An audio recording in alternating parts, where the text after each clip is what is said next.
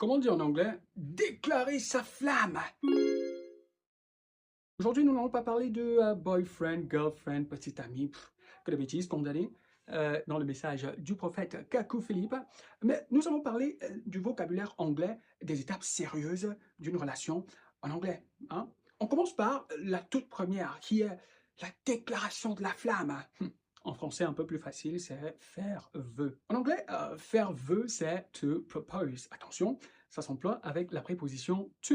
Ainsi, si je veux dire Mbarga a déclaré sa flamme à Anaba, Mbarga a fait vœu à Anaba, je dirais donc Mbarga proposed to Anaba.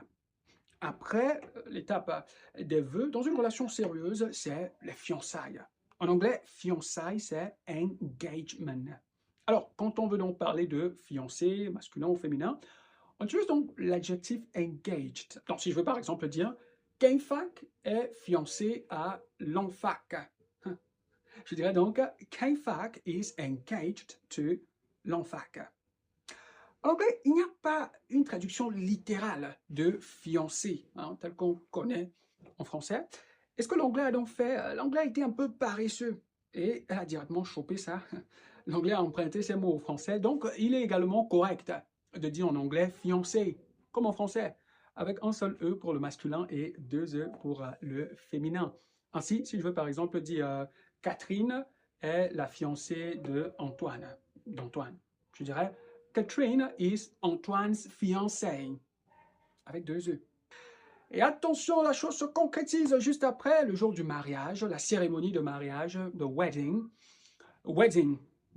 On a donc le marié, ce jour est appelé the groom, et la mariée, the bride. The groom is waiting for the bride at the altar. Le marié attend la mariée à l'autel. Et une fois que le mariage est consommé, pour maintenant parler du marié, mari et femme. Mari, maintenant c'est husband et femme, wife. Du genre, Amadou et Amina sont mari et femme. Amadou and Amina are husband and wife. Et vous, dans quelle étape vous trouvez-vous? Have you already proposed? Are you engaged? Are you a husband or a wife? Let me know in the comment section below. Et quant à moi, I got married to... and I'm not yet... non, je ne vais pas en parler. Oui, je vous donne rendez-vous dans la prochaine vidéo. D'ici à là, puisse l'amour guider nos pas. Aimons-nous les uns les autres. Let's love one another. And I'll catch you in the next one. Peace.